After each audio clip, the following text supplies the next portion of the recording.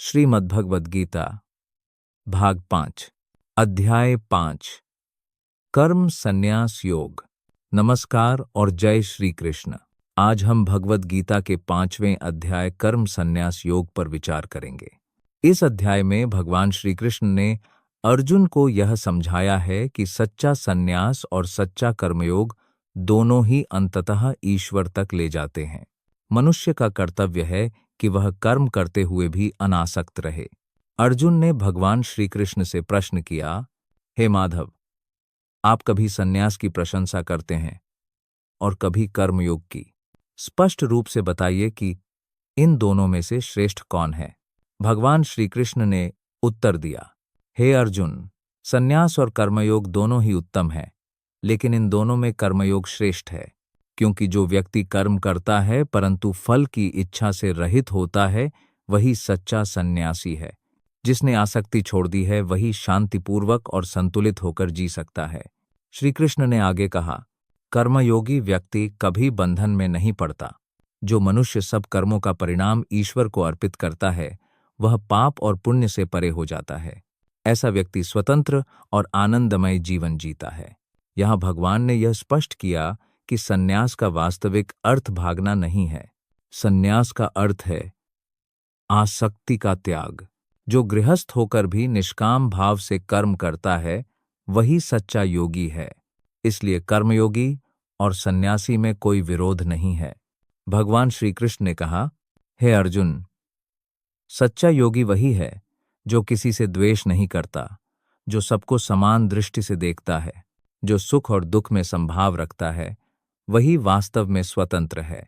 उसके लिए मित्र और शत्रु, सोना और मिट्टी, सफलता और असफलता सब समान हैं। इस अध्याय में श्री कृष्ण ने समान दृष्टि पर विशेष बल दिया। योगी के लिए न कोई उच्च है, न कोई नीच। गाय, हाथी, कुत्ता और चांडाल, सब में वही एक परमात्मा है। जो इस दृष्टि से संसार को देखता है, वही वास्तव में ज्ञानी है। श्री कृष्ण ने आगे कहा, जिसने इंद्रियों पर नियंत्रण पा लिया है, वह भीतर ही भीतर सुख का अनुभव करता है। ऐसा मनुष्य ब्रह्म में लीन होकर अनंत आनंद को प्राप्त करता है। जो लोग अपने मन और बुद्धि को भगवान में स्थिर कर देते हैं, वे दुहक और मोह से मुक्त हो जाते हैं। भगवान बताते हैं कि वास्तविक सुख बाहरी वस्तुओं से नहीं मिलता। बाहरी सुख क्षणिक है, जबकि आत्मा का सुख अनंत और शाश्वत है। कर्मयोगी भीतर ही भीतर उस सुख को अनुभव करता है और उसका जीवन शांत और संतुलित हो जाता है। अब भगवान संन्यास और कर्मयोग का अंतर स्पष्ट करते हैं।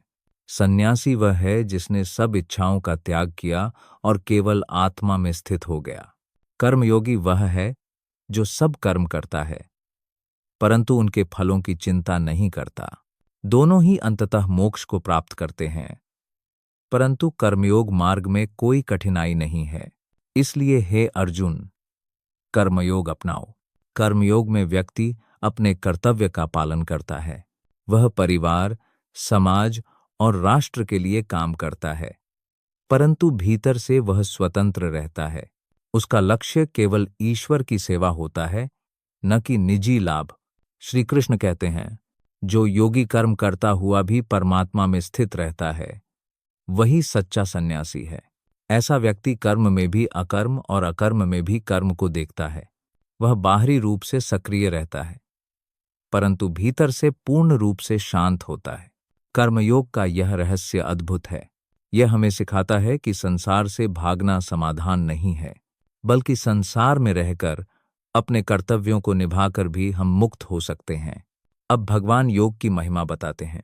जो योगी मन और बुद्धि को ईश्वर में लगाकर सब इच्छाओं को त्याग देता है, वह परम शांति को प्राप्त करता है। जो व्यक्ति भीतर ही भीतर आनंदित रहता है, जो भीतर ही भीतर प्रकाश और शांति पाता है, वही सच्चा मुक्त है। कर्मयोगी योग के अभ्यास से धीरे धीरे अपने मन को नियंत्रित करता है। वह ध्यान करता है, संयमित जीवन जीता है और भीतर की शक्ति को पहचानता है। ऐसा व्यक्ति मृत्यु के समय भी शांति और स्थिरता बनाए रखता है।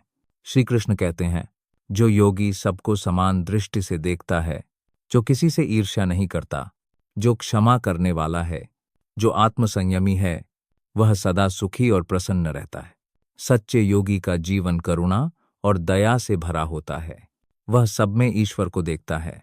उसके लिए न कोई पराया है, न कोई शत्रु। यही वास्तविक संन्यास है। अध्याय के अंत में भगवान कहते हैं, जो व्यक्ति अपने कर्मों को ईश्वर को अर्पित करता है और इच्छारहित होकर कर्म करता है, वह पाप से मुक्त होकर मोक्ष को प्राप्त करता है।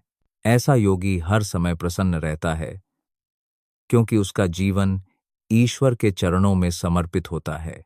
सारांश: इस अध्याय का सार यह है कि संन्यास और कर्मयोग दोनों ही मार्ग एक ही सत्य तक ले जाते हैं, परंतु सामान्य मनुष्य के लिए कर्मयोग अधिक सरल और सहज है। जीवन में हमें अपने कर्तव्यों को निभाते हुए फल की आसक्ति से मुक्त रहना चाहिए। यही सच्चा योग है और यही ईश्वर की ओर जाने का मार्ग है। निष्कर्ष: भगवान श्री कृष्ण ने अर्जुन को यह स्पष्ट रूप से कहा कि कर्म से भागना संन्यास नहीं है। सच्चा संन्यास है आसक्ति का त्याग। इसलिए हे अर्जुन, कर्मयोग अपनाओ, कर्तव्य निभाओ और सब कुछ ईश्वर को अर्पित करो। इसी से तुम मोक्ष को प्राप्त करोगे। यदि आप भी श्रीमद् भगवद गीता को पढ़कर जीवन का सच्चा मार्ग जानना चाहते हैं, तो आज ही इसे अपने घर लाइए। अमेज़न पर श्रीमद् भगवद गीता। जय श्री कृष्ण।